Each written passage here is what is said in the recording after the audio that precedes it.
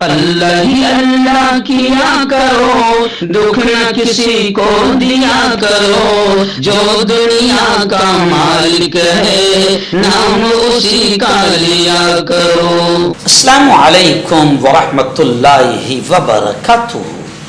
دوستو، یہ خبر میرے لیے بھی اور پورے صرف گجرات ہی نہیں، صوبہ گجرات ہی نہیں، پورے ہندوستان کے لیے، اور بلکہ اگر میں یہ کہوں تو شاید غلط نہ ہوگا کہ عالم اسلام کے لیے بڑی غمگین خبر گزشتہ کل سامنے آئی۔ مجھے سب سے پہلا میسج اور فون ہمارے اپنے بڑے حضرت مولانا خلیل صاحب دیوا والے، انہوں نے میسج کی شکل میں یہ خبر مجھے روانہ کی۔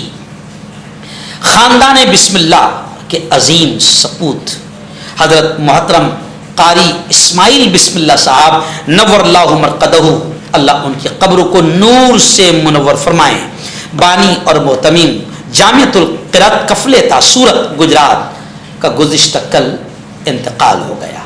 انا للہ و انا الیہ راجعون۔ یقیناً ملت اسلامیہ ہند کا عظیم ترین خسارہ ہے۔ ان کی جنازے کی تصویریں، ویڈیوز پوری کی پوری ہمارے سامنے آئی ہے۔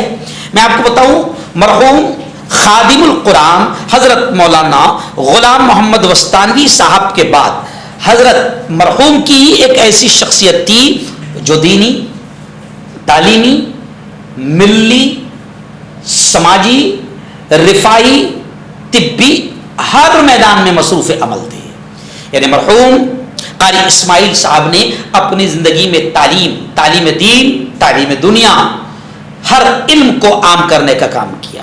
مولانا نے ملی کاموں میں بڑھ چڑھ کر حصہ لیا، سماجی کاموں میں بڑھ چڑھ کر حصہ لیا، رفائی، طبی، میڈیکل سیواؤں میں بڑھ چڑھ کر حصہ لیا۔ ہر میدان میں آپ مصروف عمل تھے۔ آپ کا دائرہ کار صرف صوبہ گجرات ہی میں نہیں بلکہ ملک کے گوشے گوشے میں، یہاں تک کہ بیرون ملک میں بھی آپ کا دائرہ کار تھا۔ آپ کے ایک فون سے بڑا کام الحمدللہ ہو جایا کرتا تھا۔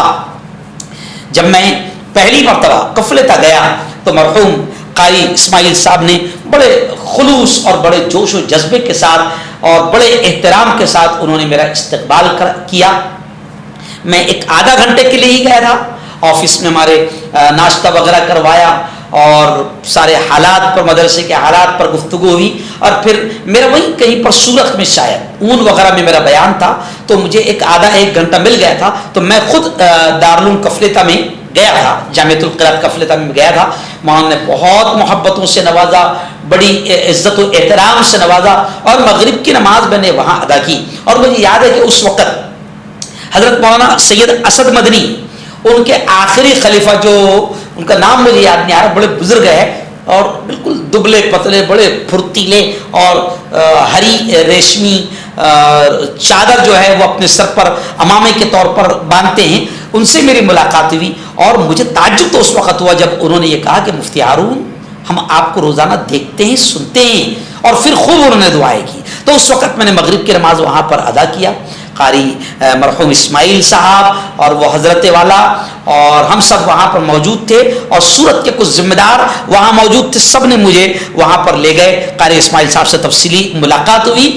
میں آج ان کی یہ خبر بڑے غم کے ساتھ سنا رہا ہوں، اور آپ تمام سے اپیل کرتا ہوں کہ آپ ہم سب دعائیں کریں کہ اللہ تعالیٰ حضرت کی قبر کو نور سے منور فرمائیں، اللہ جنت الفردوس انہیں نصیب فرمائیں، اور انہوں نے دنیا میں رہ کر جو کچھ بھی دینی، ملی، رفائی خدمات انجام دی ہے، اللہ تعالیٰ ان خدمات کا بہتر صلہ، بہتر بدلہ انہیں نصیب فرمائیں۔ ان کے پسماندگان کو اللہ صبر جمیل عطا فرمائیں، اور یہ بھی ہم دعا کریں کہ جامعۃ القرات کفلتا کو آپ کا مرحوم قاری اسماعیل صاحب کا اللہ نعم البدل جامعۃ القرات کفلتا کو عطا فرمائیں، آمین۔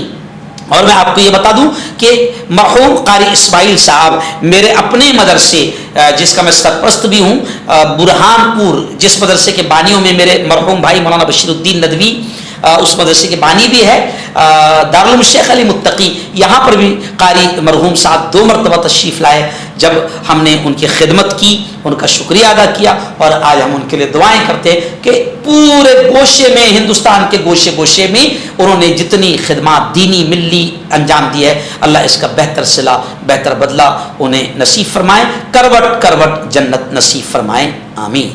گزشتہ رات ان کا جنازہ، وہاں پر نماز جنازہ ادا کی گئی اور ان کی تدفین عمل میں آئی۔ ہزاروں کی تعداد میں طلباء، علماء اور عوام الناس کا جمع غفیر تھا، جو بتا رہا تھا، جو گواہی دے رہا تھا کہ حضرت نے کتنی خدمت قوم کی ہے اور دینی علوم کے ساتھ ہر لائن سے امت کو فائدہ پہنچایا ہے۔ اللہ ان کی مغفرت فرمائے اور ان کے درجات کو بلند فرمائے، آمین۔